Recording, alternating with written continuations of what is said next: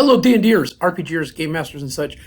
I'm going to do a playthrough of a module you can get on DriveThruRPG. Now, these are mini adventures, which are totally awesome. You can link them all together if you want to make some sort of campaign. But the cool thing about them, they really do take about a night to go through. I just want to let you know they are available. I always search for things, and I found these, and their watermark PDF is $1.50, and it was totally worth it. I've used it twice for several hours with friends, and they loved it. Okay, so kind of looking through this, they actually have several, W1 through W6. Okay, this one's Peril at the Pod Auction, $1.50. I think I bought them all, but I've only done this one because I make a web page and how this interactive stuff I do with it when I do my group at home. I project everything. So this is what I use. I actually played this one online too. That's how much I liked it. And I made another one after, you can see it comes to an ending, and if you have to return to the place, I made a follow-up version using the same things. It's already built all the maps and stuff. So this is kind of what I did. So I'm going to kind of go through it. You can decide whether or not it'd be something you would want to use. I know that sometimes when you do an OSR game, where 5e will have a lot of different modules for doing different things, sometimes it's kind of hard to find stuff that's readily available. So that's what I was looking for, and this worked out perfectly fantastic, especially for White Star. So to give you a breakdown, I'm going to go back one. This is my interactive map of the Kelron sector. I made a planet called Renzara 3. And on Renzara 3, I went ahead and put this pod auction thing. So I can go back to it because it's saved for if I ever, decide to play with different group of people. It's available for use. Now I'm going to show you a couple things that I'm doing here, okay? I kind of made this to make this easy. I put dice rollers across the top. That's a 1d20, 1d3, 1d6, 2d6, and 3d6, depending on what's supposed to happen, okay? I am going to use the 1d6 skill checks, okay? And so that's this one right here for, and I'm rolling up to make this thing work. I have in the past, I rolled 2d6 skill checks, but I'm not doing it for this one, okay? So I'm going to keep it the, how would you say, the 1d6 right here for all practical reasons, right? So I'm going to take the same guys I did for my first time I did a solo adventure with White Star, Percy, Travers, Jenkins, and Gorth, all right? So we can take a look at these. The only thing that's different on these guys compared to what is rules is written is their hit points. They're tender. I lost two guys running through the the asteroid tape, recovery thing. And they had like their constitution, in this case, like 11 plus their total points. In this case, it would be, I added their, what they would be if they rolled them for, how would you say, actual character creation in the real sense. You're supposed to roll 1d6 for their hit points. They would be, so they, one shot, they're dead. So what I did was I went in and each one of the guys added their constitution. I do this typically in all my games. It makes it a little more playable and the characters have more of a chance of survival, okay? So I have every one of these guys. I'll go through them again. If in case you didn't see the other one, we'll start with Gorth. Gorth is an alien brute. He has a laser rifle and a mono axe, and these are his skills that he has: athletics, larceny, and knowledge. And like I said, I'm gonna have to play this kind of how it works. So if he has a 4 of a 6, if he rolls 3 or higher, right, for doing one of his things. Let's go back to Garth for a second, right? It says 4 out of 6 athletics. He's going to try to jump something. According to this, he just has to roll 3 or higher on a d6. And what I would do is clearly just roll 1d6. We failed, right? So it's kind of an easy way of playing this. All right, so you're going to kind of see how all this works out. He fell in the last one. Jenkins is the mercenary. He went down too. He just blow to blow that kind of went down. But they both have laser rifles and mono swords, okay? They get to take 2 hits, 2 shots per round, okay, with the laser rifles. Here's Travers, laser pistol 1d6 and a mono dagger, and once again he gets a certain set of skills. Some of this stuff is not going to be used. Obviously we're not flying a ship, but he does get technology and maybe med if he's trying to save somebody, right? So, and the last one is Percy Obligate. He is going to be the spokesperson, decision maker, right? That's going to go on. He does have his little charm abilities and stuff. He does have light armor. Now, to keep track of all this stuff, because this is a big thing, I have something called a stat sheet. Wow, look at this. Really nice. I used this last one. So they get their total hit points, as you can see. going down, right? And then as they fire bullets, I'm going to check things off as they move. And once they go all the way down, I click cell 2, and then they get 2 cells. That's all they get for shooting. So they're out of bullets, and then start using the melee weapons. They get 4 med kits to use appropriately. Of course, they cannot be in the midst of battle when using them. So that's going to be another challenge when going into it. You know, you're shot, you're down, but you got to wait till you're safe to go ahead and fix yourself. Okay. So how this is cut up, I have the text in the box here, and this is the DM stuff if we need to keep plunking on things to get to the point where we understand it. Now, I made this several weeks ago and then recorded it, and it came out really, really bad because I was using my Chromebook. And so I kind of left it, and I can't remember what's in what room, which is kind of good because I waited like about a month before trying this again. So this will be really nice, all right? So I'm going to go to the setup, start talking about things, and we're going to roll through it. So I'm probably going to try to cut this into half-hour segments. So, you know, might be easier that way. So I got a little timer down here on the bottom, make sure I don't overextend myself, right? Here's the setup. The daughter of a well-known spice merchant and possibly interplanetary crime lord, Odo Fink, was promised a trip to the pod auction on her 16th birthday. Now the day has arrived. Unfortunately, Odo has pressing business elsewhere. Of course. Typical parent. His daughter, Academy, or Caddy, threw a fit, and the level which only spoiled rich kids can attain. Odo had no choice but to find someone to escort her to the auction. He offers to pay the crew 500 credits for Caddy's safe passage to and from the auction. He emphasizes the word safe in a way that makes the crew believe the rumors of him being an interplanetary crime lord are true. All right, nice. Now we're going to take a look at Odo, and I changed his name because I think like that looks really cool. I think this is Kingpin, but it's such an awesome picture. I said, okay, well, if we're going to have an interplanetary crime lord, that's what he should look like, right?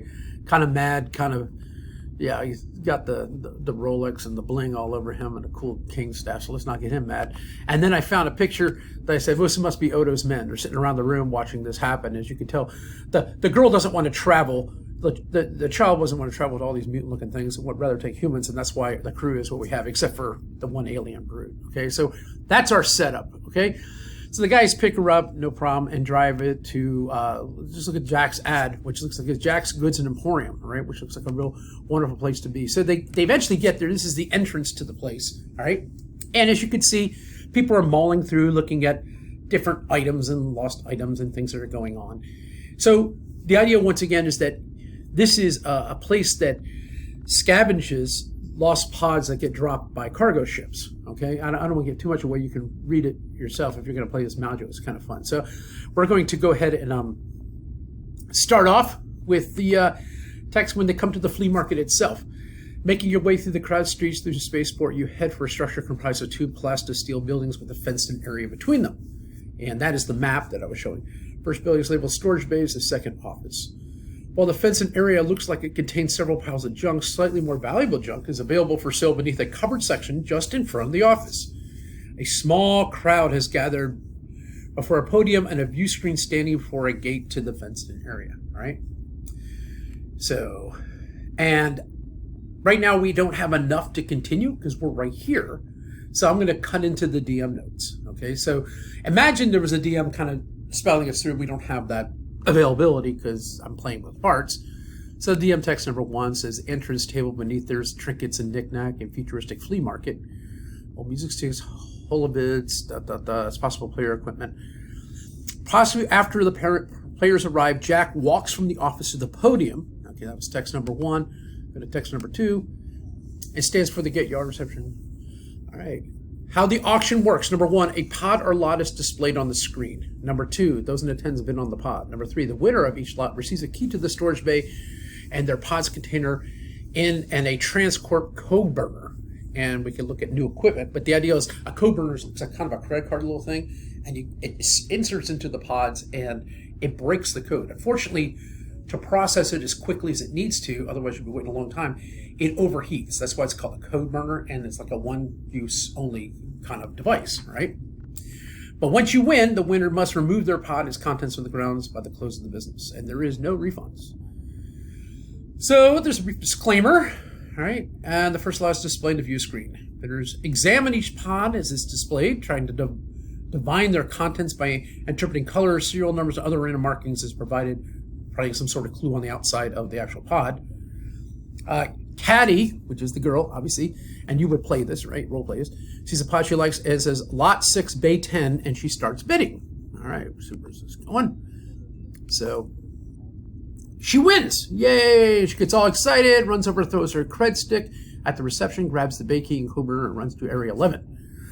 So you as players are now sitting there, or me as players, sitting here watching her go through this thing, all excited, and she runs into the bay area. And then you try to follow her, but the crowd's moving about, and it kind of isolates you from her. And as soon as she gets into the bay area, security alarms started sounding, and everything is sealed tight. The word security breach flashed on a nearby panel. So now, oh, good, now she's in trouble, right? She's on the other side of this security bay, right? Jax and his reception seem confused by alarm. Players who keep an eye on the entrance to the store page will have noted 5 winners have gone in, but only 4 came out, moving their pods and borrowing hovercrafts before Caddy entered. So 1 more is left in there, all right? So somebody's in there and Caddy, okay? So they went into this storage area right here, and that's where all this, I guess, magic is happening, right? Was that 4? All of a sudden, there's a sound of laser fire. The crowd scatters. A lone security guard, along with Jack and his receptionist, now lie dead near the podium. Okay, so his receptionist is shot. 2 robots seem clobbered together from assorted junk stand near the eastern corner of the building, firing laser pistols into the crowd. Dang, all right? All right. Immediately, hilarity ensues, right? That's how I say, right? They're joined by a third who steps around the corner. Players that would have knowledge and experience in galactic history warfare, as well as robot might have a chance to recognize these adventuroids. All right, so we are, I don't think anybody has history. Nope, robot characters. I don't think anybody has that to actually do that skill check. So their skill check would be, they have to roll a 6. All right, so let's take a look. So they're at the reception area. There's these things here. So I'm going to put 3 robots out here. Okay. So I'm going to do is I'm going to grab my little thing, come down here. I am using a Huon tablet for this. So I numbered my robots 1, right? 1. I'm going to put 2 over here, 2 and 3, right? Here we go. 2 and 3. And I'm going to name my characters across the top. Just so I'm going to put, they were down here. So I'm going to put Gorth here. Here's Jenkins. Here's Percy. And the last one, of course, was Travers. We assumed that Travers would be closest to the door. He's probably going to try to hack the door. So these are my guys of interest, okay? So we're going to play this out the best way we know how. So I would assume that Gorth and Jenkins will try taking out these robots. And I would assume that Travers will try to hack the door to get to the girl. That's going to be a high, really, really hard because it's a security door, okay? So let's just do the shooting first when in doubt, all right? So the first thing you want to do when you do some shooting is determine who goes first, okay? And how I'm going to do this, I'm going to say odds are going to be, odds will be our dudes, evens will be the enemy, always, okay? So let's hit a 1d6 and see what happens here. Boom. Odds. Our guys are going to shoot first. That's nice for us. Okay? So, first guy's going to hit Gorth. I'm going to let you shoot first. You're going for 1. And Jenkins, you're shooting for 2. All right? And they both get double shots. Okay? So, I'm going to go ahead and take this. Here's Jenkins and Gorth. Let's do this. 1. They get 2 shots. This guy gets 2 shots. Okay? And we are going to roll twice to see whether or not we hit them, right? So let's look at Gorth for a second. His base to hit bonus is 0 because he's first level. Oh my God, that sucks, but that's all right. Jenkins, it's the same thing. So let's just see if we can hit these things. Now, Revengeoid robots, that's this guy. Their armor class is 13, okay? And they're going to be using weapons, all right? So let's go back. So it is definitely going to be hard shot here. Okay, Gorth, you go first. 2 shots on number 1. Ready? 1. Ow! Yes. 2. All right, so 1's going to hit. So it's 2d6. 4. How many hit points does little jokers have? All right, he has 1 plus 2. All right, well, let's see how many hit points this guy's have. I'm going to roll once for all of them. Let's see what it is. 1d6. 3 plus 2 is 5. All right, I'm going to say he took that first one out because that's how we're going to roll this thing. So he's knocked out. All right, so let's take him, move him down. Boom. Ah, let go. There we go. Okay, Gorthy took him out. If there's one hit point, just let him go. All right, so Jenkins, you're shooting on 2. Once again, you're trying to hit a 13. Your base to hit is, how would you say, 0? So that's how you say it, buddy. 1, 2. All right. Okay, that's a good hit. 6. Okay, you're going to pop him like a cantaloupe. He's gone too, right? So we knocked out 2 of the Vendroid robots. It is officially going to be their turn. All right. And then Travers is going to make an attempt on that lock after that. So he's going to fire. I guess Jenkins would be the close one in range. Okay. So they're not going to get a base to hit bonus, but they're going to be able to fire twice. Oh no, I hope he doesn't hit him because these guys die pretty quickly. Let's hit, right? 1, 2. I don't think Jenkins has. Yeah, 17 armor class. He is totally fine. Okay. Now, Travers, you're going to pick that lock, aren't you, buddy? You get 1 attempt at this. Your technology is a 3 at 6. All right, let's go back to our skill table. This is going to be nearly impossible. 3 out of 6, you got to roll a 4. But he has a -2. A -2 on his roll. So you got to roll 4, but you get a -2. All right. Travers, let's see how miraculous you are. You get a -2 on this, but you got to hit a 4. Ready? 1, 2, 3. -2. So he's got a 3. He missed it. Okay, so you can't open that lock, Travers. Loser. We could try again, but then it gets even harder. Okay, anyways, yeah, that's where we are. Okay, Percy's holding his gun back. He's not going to fire. Let's do next round. Let's hit some initiative here. So odds and evens. Evens, that guy's going to shoot first. Once again, firing on Jenkins. Jenkins, ouch! It's going to leave a mark. All right, so shooting on Jenkins at 20. I'm going to say it's maximum damage on a hit. So that's 6 off of Jenkins. Ow. That's why I said it's good to kind of give him their constitution. As you can see, he would officially be dead right now. Maybe just 1 hit point. Jenkins got shot. That sucks. All right, Muscle's getting hit. All right, back to these other guys. Let's open up Gorth. Why don't you fire first? I think that's appropriate. 1, that's a hit. 2, actually that'll be a hit too as well. You'll be definitely taking them out between the 2 of these things. And so Gorth, I just got to track your shots. And the other guys, Jenkins is not going to fire. I'm gonna pull back on his. We're gonna need the bullets. Anyways, that's that in a handbag. Okay, so you took out the opposition. All right. So these guys have been extinguished from the problem.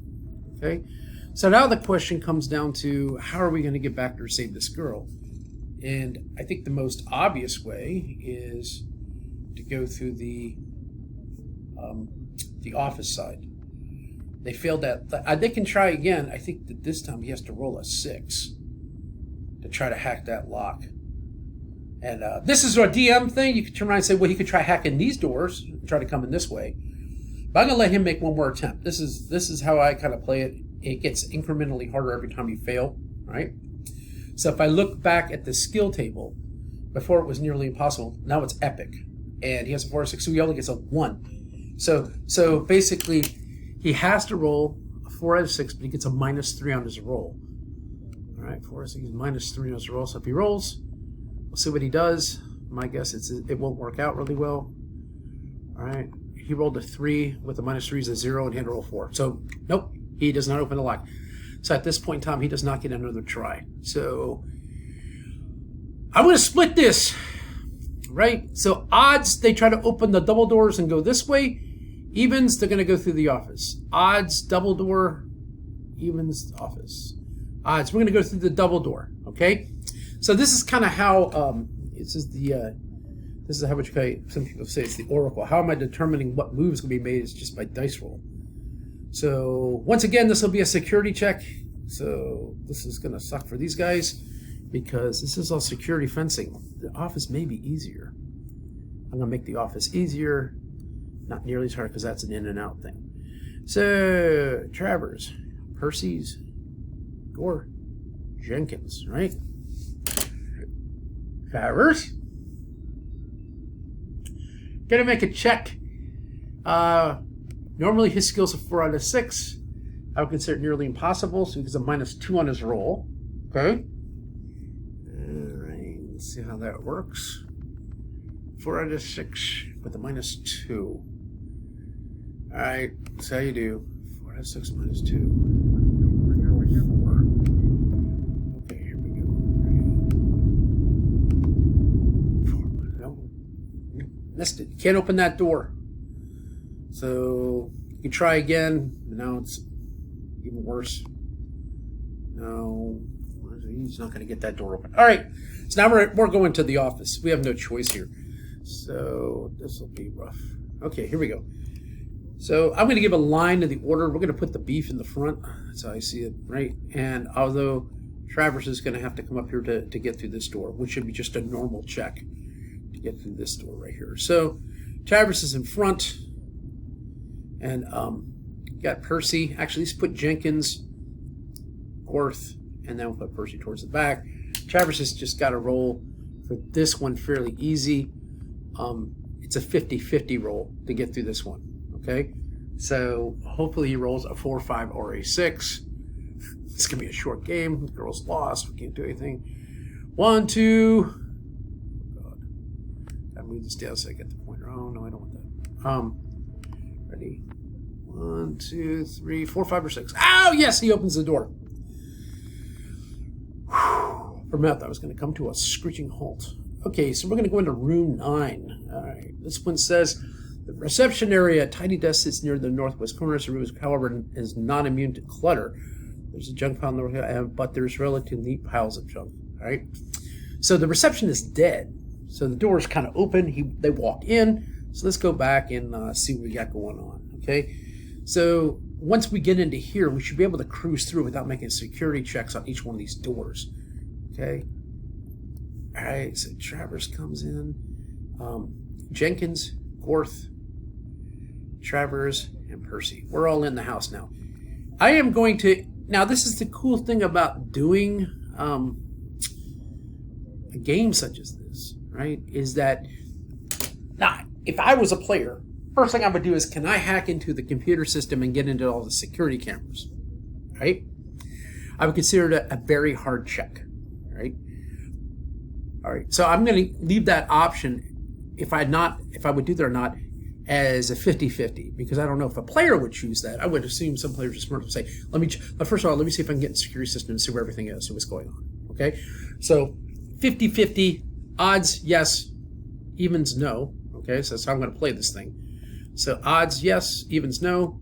Odds, yes, they can hack the security system. So he's going to try to hack a security system. Now it's going to be, how would you say, a little hard. He gets a 4 out of 6 normally, but I would consider it probably nearly impossible. We're back to one of those things because it is very hard. To really illustrate this, I probably should go back to my...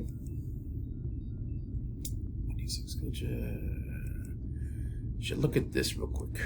What I would consider hard and not hard, right? So this says a 3rd level.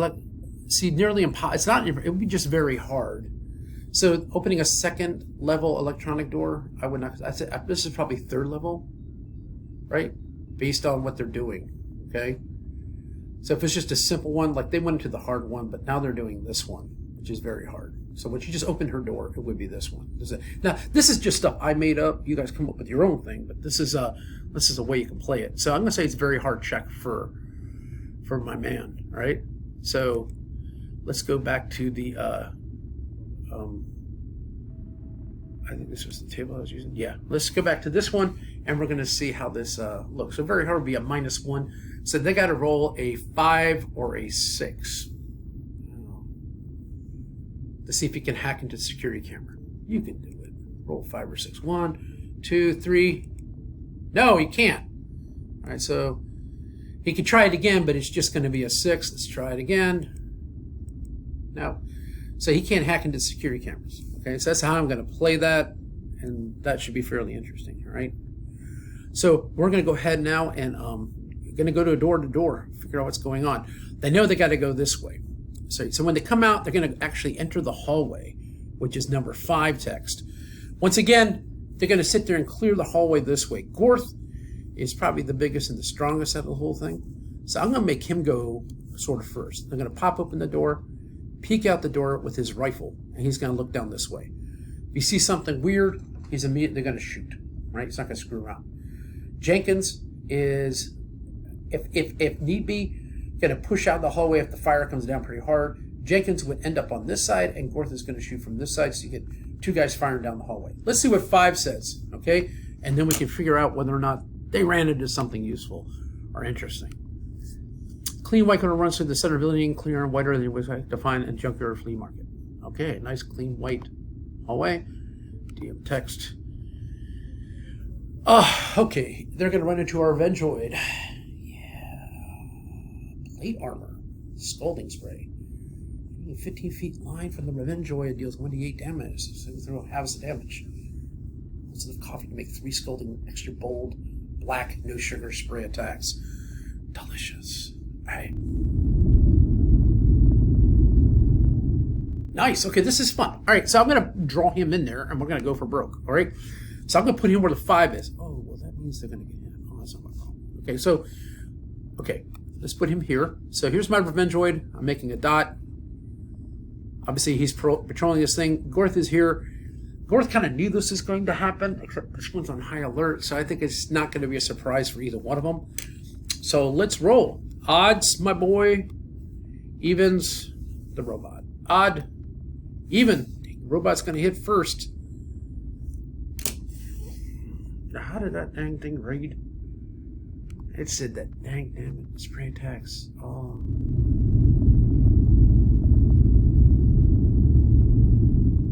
Oh, it's order the special, so they get to make an attack. So he gets a +1 on his attack. Okay. Alright, let's see what happens here. Alright, let's go up. 1d20. 5. He misses. That was his first attack. Okay, Gorth is going to try to light this thing up. Ready? Shoot twice. Ask questions later. 1. Oh! Full damage. 2. So 2d6 full damage. That's 12. He's going to take that out with 1 shot. He's going to be down some bullets, though. Let's see. Where are you? 2 shots off Gorth. Gorth is using his... But he's doing what he's supposed to do. Let's take that out. So, boom! Nice job, Gorth. That's why we pay you the big bucks. Let's take this.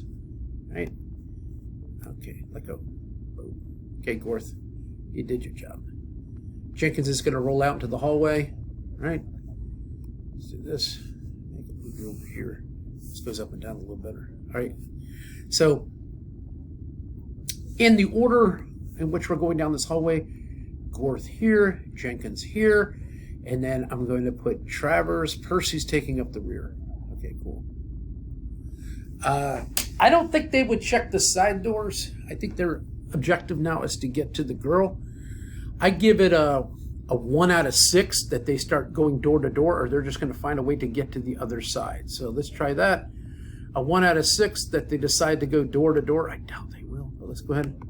3. Now they're going straight to go find the girl. That seems like the smartest thing going on, right? So they're going to come up to the hallway, and they see the first door, or they're going to go down to the... Well, it looks like they're going to have to go this way, because there's nothing else. Everything else is going that way. They made a decision what they're going to do.